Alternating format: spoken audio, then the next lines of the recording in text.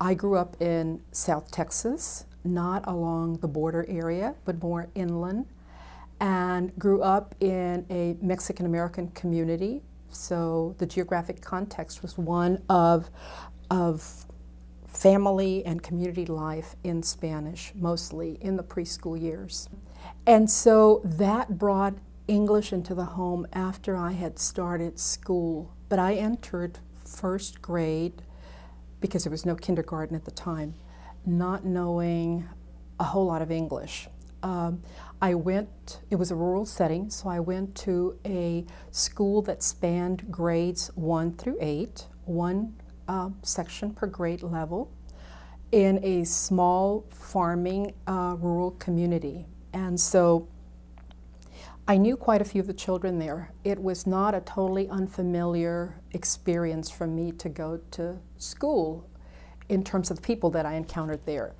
It was an unfamiliar experience in terms of the language, in that we were at that time not allowed to speak any Spanish. There was a strict prohibition of the use of the home language. And that was kind of unusual, because my first 3 teachers in grades 1st, 2nd, and 3rd grade were Mexican-American teachers who spoke Spanish, but yet were also prohibited from using it at school. So I felt I was around people who looked like me and spoke like me outside the school, but not in school. If I were to distill what I remember most about those early years then, it would be my recollections would revolve around people, that the people at school looked like me, and from the teachers to the cafeteria workers to the bus drivers, it was a very comfortable environment.